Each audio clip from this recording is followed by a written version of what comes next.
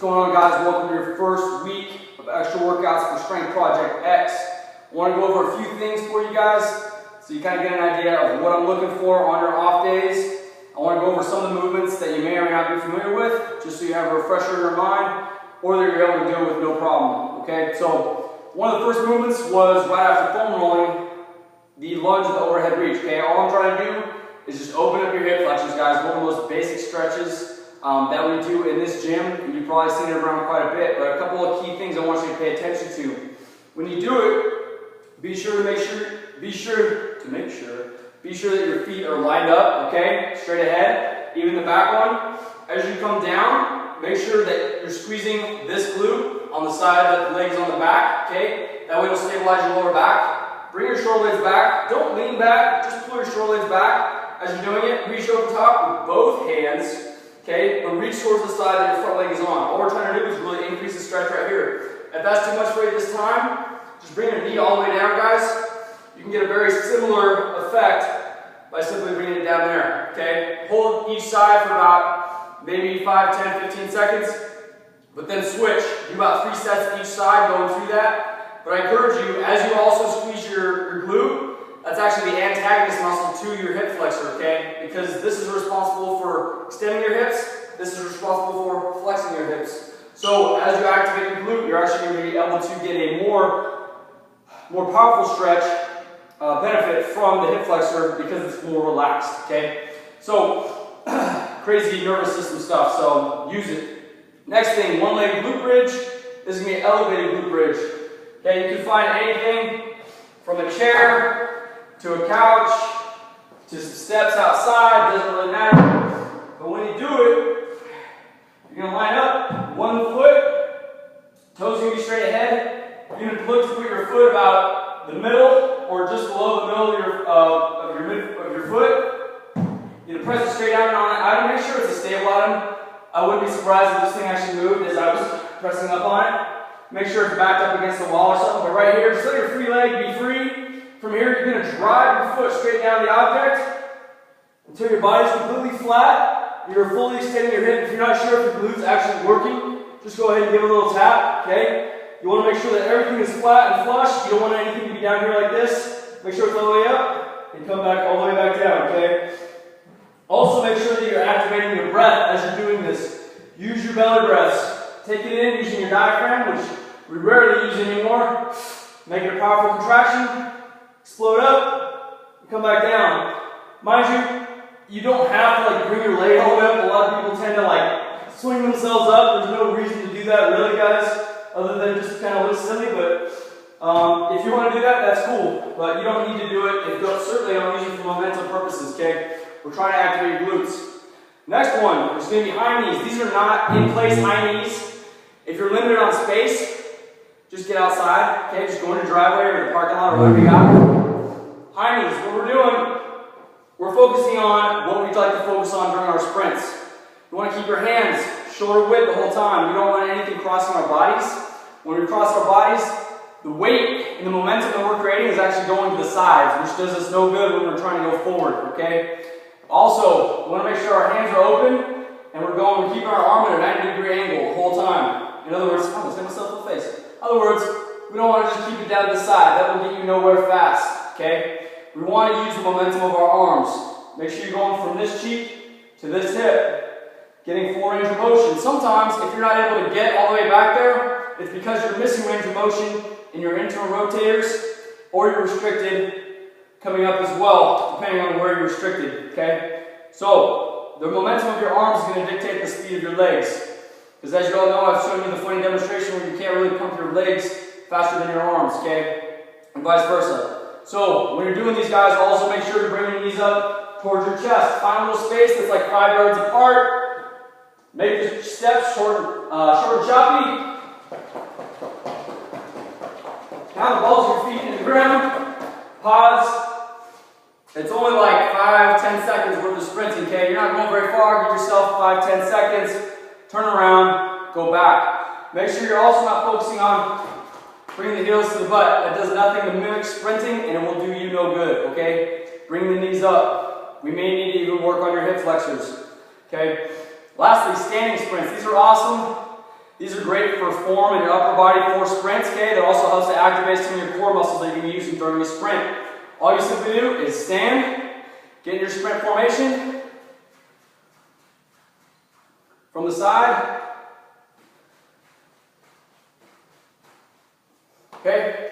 You'll also start to feel how engaged your core actually has to be when you're doing these, and they can actually get your heart rate up real quick, okay? All we're trying to do is work on sprint form before you head up that hill that I know you guys are going to attack. Gotta make sure I'm on time here. Okay, next thing, handstand holds, okay? I love doing stuff with my hands, and it has dramatically increased the strength in my upper back, my shoulders, my wrists, my forearms, my elbows, everything throughout my entire upper body. And I want you guys to be able to benefit from something like that. Just holding static poses alone is a very powerful mechanism for building strength, building joint resiliency, and it's going to help you guys out dramatically, okay? So I want you guys, we're going to start out with just the basic headstand against the wall, and then we'll move up into a handstand, okay? This is how I started with it. As you approach the wall, put your head, you can use a towel or something if you need to, if it's too hard. But you can put your head about a foot away or less from the wall. Keep your hands about shoulder width apart. Fingers straight ahead. From here, all you're going to do, toes straight up and together. Okay, you're just going to maintain this as long as you can. If you want to increase the difficulty, move away from the wall. If you want to keep the wall there, just for safety purposes.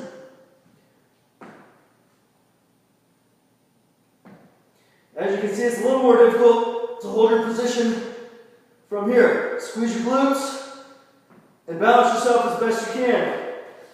Okay?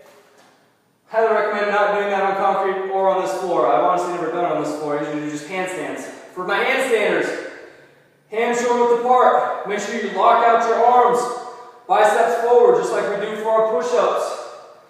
Find your place. This is going to take some confidence too, guys. You're going to kick yourself up. Again, squeeze your toes, squeeze your butt, and balance. You're actually using your palms of your hand. I'm actually not even touching the wall right now. You're going to use the palms of your hand to balance and move yourself back and forth as needed to develop that confidence. In between those, we're going to be working on Cossack squats, okay? Very similar to a side lunge, but your outside leg is going to be able to rotate, okay? With the headstands, you guys are gaining confidence over time and the strength. Don't be discouraged if the first time you do it, you get 5, 10, 15 seconds, okay? Not a big deal. You will work up to it, your body will adapt. Okay, Cossack squats. Start out, the side that you're going to go down on, keep that foot straight ahead or slightly pointed out, okay? Knee is still going to go out to the side. You're going to take a wide stance. I like to put my hands out in front for a counterbalance, but as I go down to the squat, this other side toe is going to be pointing up. Okay, you want to try to get back as far as you can. As you're coming back, keep that heel down. Again, notice I'm allowing this side heel to drop down, the toe to come up. Try to stay as upright as you can. Go nice and slow. Feel free to add some resistance if you want to. You can hold something right here or put something up on your shoulders. Okay? This is also going to increase the stretch in your adductors. Okay? If you're tight there, you may be experiencing like knees coming in, collapsing as you try doing squats or deadlifts. That's a very common thing. That's going to actually help stretch those out and to strengthen them as well. It's also going to help to strengthen these other adductors that are moving yourself apart, moving your body or your leg from your midline. Really great way to do that. Pull-ups and jumping pull-ups. I'll try to aim over here.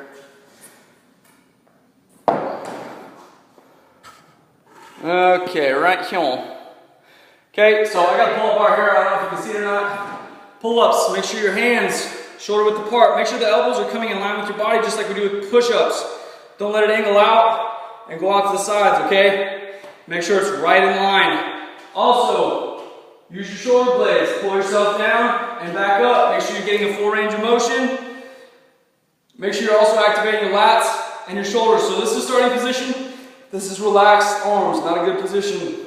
Flexed, relaxed. Notice my elbows are not bent though. As I come up, pull, chin all the way over, all the way down. You don't need to have a pull-up bar. You can use like a door frame molding, whatever you want to use, okay? Or just something at the park. If you're doing jumping pull-ups, find an object you can jump off of, okay? You're gonna settle down on it, and you're gonna push yourself up and slowly come down. Try to hold it as long as you can, okay? As you're going up, control the movement the best that you can, okay? That's all I got for you guys today. Hopefully that helps you out for your workouts this week. I got lots of stuff fun planned for you guys. There's my camera monitor, okay? For these next 6 weeks, and I'm so pumped for you guys. Enjoy it. Feel free to post comments on this. I want to hear you guys talking, chatting, and let me know what's going on, okay? I can't help you if I don't know. So you guys are awesome. Pumped for you guys. Take care. Stronger every day. Peace.